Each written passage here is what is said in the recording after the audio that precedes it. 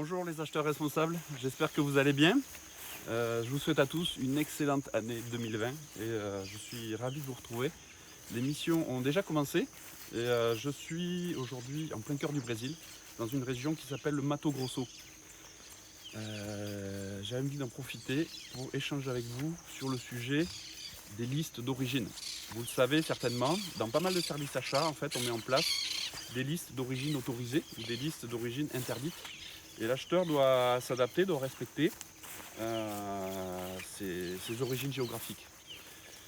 C'est intéressant qu'on puisse en parler aujourd'hui parce que je suis justement dans une région où il peut y avoir des polémiques. Les acheteurs qui font du sourcing de matières premières biologiques savent que dans la région du Mato Grosso au Brésil, on peut rencontrer de l'agriculture intensive, des traitements intensifs, de l'utilisation de pesticides, de l'agro-industrie qui va créer des fermes immenses, utiliser des OGM, voire faire de la déforestation. Donc finalement, assez mauvaise réputation dans une région et il y a certaines entreprises qui vont carrément interdire cette origine pour les achats. Et pourtant, vous voyez, ce matin, je suis en plein cœur de la région du Mato Grosso. On est sur une exploitation agricole et vous pouvez voir autour de moi en fait l'environnement. Il n'y a pas d'agriculture intensive. On voit un environnement qui est particulièrement préservé. Pour venir ici, en fait, on a fait plus de 30 km de piste. Et en fait, c'est un site qui est préservé et en fait qui est très propice pour faire de l'agriculture biologique. Donc pour le sourcing bio, finalement, je suis dans une région qui a mauvaise réputation, mais je me rends compte que je fais un audit sur un projet qui est de la valeur, qui est très très intéressant. Donc finalement, ça me conforte dans l'idée, l'expérience que je me suis faite au fil des voyages, au fil du temps. C'est qu'on ne peut pas dire que tous les mauvais fournisseurs sont situés dans un pays ou dans une région et que tous les bons fournisseurs seraient dans une autre région. En fait, ça c'est vraiment trop cliché. Je suis contre ce système et en fait, je déconseille vraiment d'utiliser ces listes d'origine. Voilà, donc la preuve en est, je voulais le partager avec vous. Du coup, vous allez vous dire, ouais, mais c'est déjà pas facile de référencer les fournisseurs, de les évaluer. Donc du coup, ça nous fait encore un outil en moins pour référencer ou évaluer nos fournisseurs. Donc qu'est-ce qu'on peut faire à la place? Moi, ce que je vous recommande, c'est de remplacer ces listes d'origine et de travailler sur les pratiques, les bonnes pratiques et les mauvaises pratiques.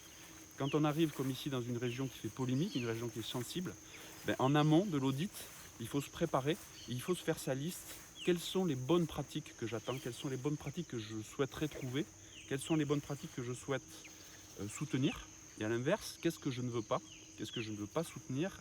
Qu'est-ce que je ne veux pas trouver? Quand c'est bien clair dans la tête de l'auditeur ou de l'acheteur, en fait, ça va vous guider dans votre audit. Vous allez savoir quelles questions poser, vous allez savoir vers où vous allez vous diriger, vers où vous voulez creuser, et puis vous allez pouvoir aussi échanger avec le fournisseur. Parce qu'il faut savoir qu'une bonne pratique, en fait, c'est assez personnel. Si je prends les OGM, moi je considère que les OGM c'est une mauvaise pratique, mais il y a plein de gens dans le monde qui considèrent que les OGM c'est une bonne solution, c'est une bonne pratique. Donc en fait, il faut quand même avoir un peu de recul, il faut fixer les règles du jeu, comme on le fait dans un cahier des charges. Et être au clair, en fait, ça va être la base de discussion avec le fournisseur. Et ça va permettre en fait de se mettre en marche, de rassurer tout le monde et d'évoluer en fait dans le bon sens. Voilà le petit conseil pour cette année. Je suis vraiment content qu'on ait pu passer un petit moment avec vous. Pour conclure, j'ai envie de vous montrer quelque chose que je trouve vraiment sympa. C'est qu'au Brésil, il y a des plantes qui sont carrément incroyables. À mes pieds, il y a une petite plante qui a vraiment l'air de rien. Mais regardez, vous voyez, je vais approcher mon doigt. Vous voyez les feuilles de la plante? Je vais la toucher et vous allez voir comment elle réagit. Hop, vous voyez, elle a senti mon doigt et elle a fermé les feuilles. Je refais. Hop, je refais.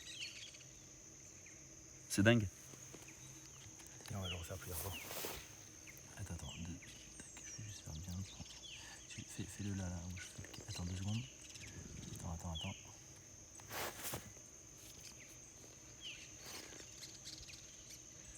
Fais-le sur celle-ci là.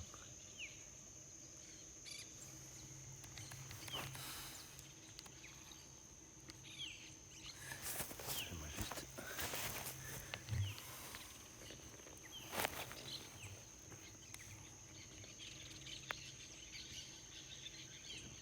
Vas-y.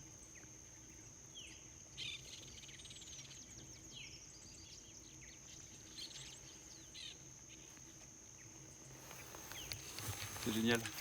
À bientôt.